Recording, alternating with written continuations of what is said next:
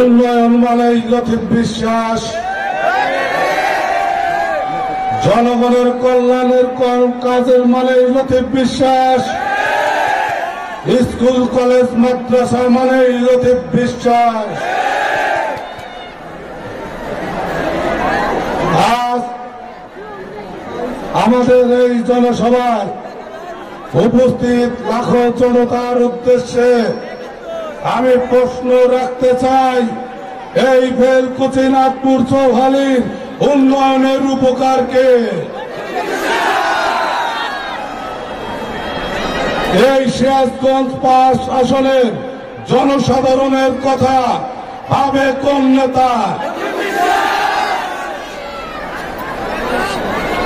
গতকাল মিটিং হয়েছে,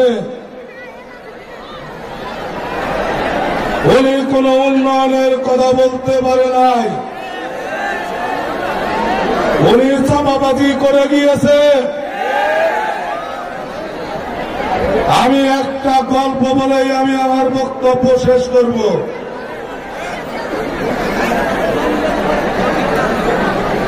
এক ছাত্র গিয়েছে এক স্কুলে ভর্তি হতে,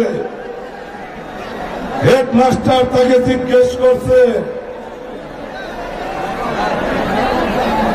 তোমার নাম কি?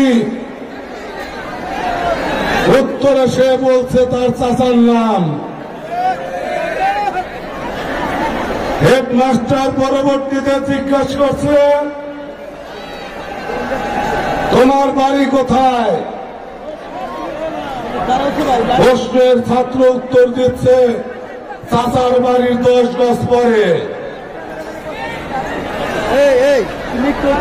হেডমাস্টার প্রশ্ন করছে, তোমার বয়স কত? ছাত্র উত্তর দিচ্ছে, চাচার বয়স হচ্ছে 20 বছর কম। হেডমাস্টার তখন বুঝতে পেরেছে এই ছাত্রের মাথায় সমস্যা আছে, তাকে স্কুলে ভর্তি না করে বের করে দিয়েছে।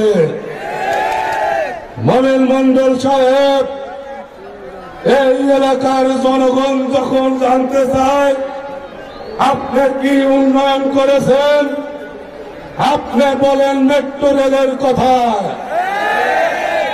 জনগণ যখন বলে এই এলাকার জন্য অন্য কি করেছেন, আপনি বলেন পদ্মা সেতুর কথা। জনগণ যখন বলে এই এলাকার আপনার গার্মেন্টস ফ্যাক্টরির কথা, আপনি শোনেন বৈদেশিক মুদ্রার কথা। এই জনগণ বুঝে গিয়েছে আপনার মাথা নষ্ট হয়েছে। আগামী দ্বাদশ জাতীয় সংসদ নির্বাচনে হেডমাস্টারের মতোই এই বেলকুচি নাথপুর চৌহালির জনগণ আপনাকে ঘাড় ধাক্কা দিয়ে বের করে